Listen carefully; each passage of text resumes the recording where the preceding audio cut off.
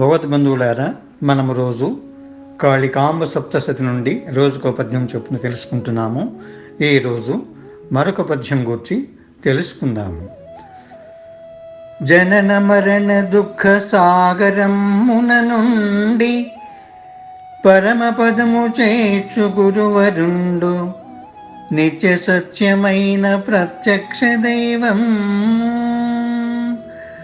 జనన మరణ దుఃఖ సాగరమున నుండి పరమపదము చేర్చు గురువరుండు, నిత్య సత్యమైన ప్రత్యక్ష దైవము. కాళికాంబ హంస కాళికాంబ, కాళికాంబ హంస కాళికాంబ.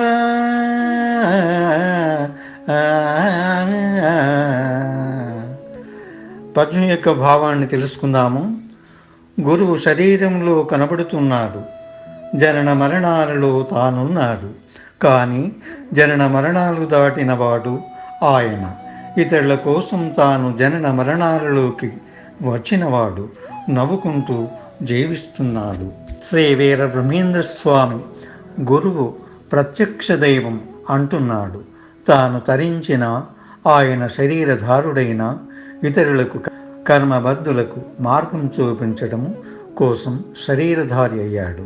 అంతేకాని అతనికి ఏ శరీరము లేదు, ఏ జన్మ లేదు, ఏ కర్మ లేదు అంటున్నారు వీర బ్రహ్మేంద్ర స్వామి వారు.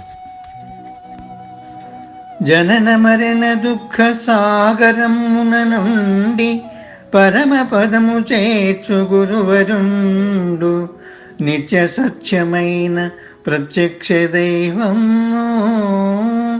జనన మరణ దుఃఖ సాగరమున నుండి పరమపదము చేర్చు గురువరుండు, నిత్య సత్యమైన ప్రత్యక్ష దైవము. కాళికాంబ హంస కాళికాంబ. ఈ విధంగా పద్యం యొక్క భావాన్ని తెలుసుకున్నాము. తిరిగి మరొక పద్యం అనుసంధిద్దాము. స్వస్తి.